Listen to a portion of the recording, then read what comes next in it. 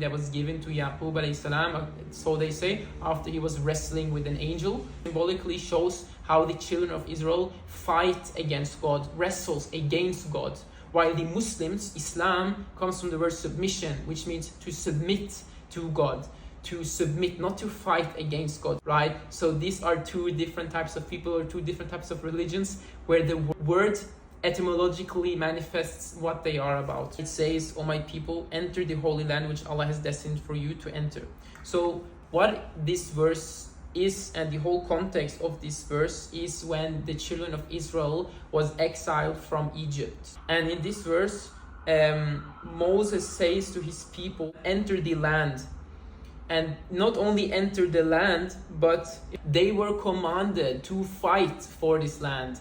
To fight, because there was already living people there. There was already living people there, which even refutes the whole "we were their first" argument. And this is something you find in the Bible too.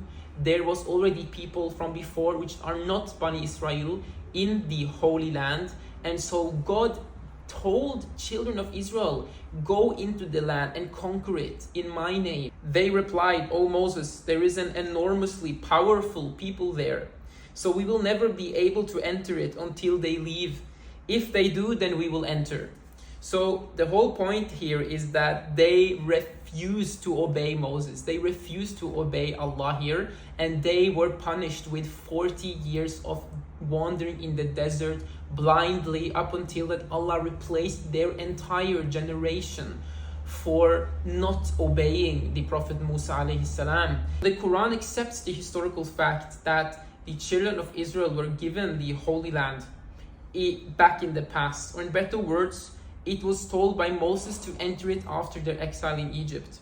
And according to the Bible and according to Quran, God gave them that. He gave them that conditionally based on their righteousness and deeds. Because if not, He would not say, if you act arrogantly and rebelliously, we will punish you. So it means that it was conditional on their good behavior, conditional on their righteous character. This does not mean in any way that the secular genocidal country named Israel today has anything to do with it.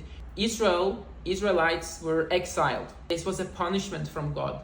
So now you can just find some verses back in the history when God gave it to you before and claim that you have rights to it today. That doesn't work. This never meant that they could stay in the Holy Land while acting rebelliously, while acting arrogantly. The Jews not accepting anymore that Jews were exiled and actually leaving their religion, Jews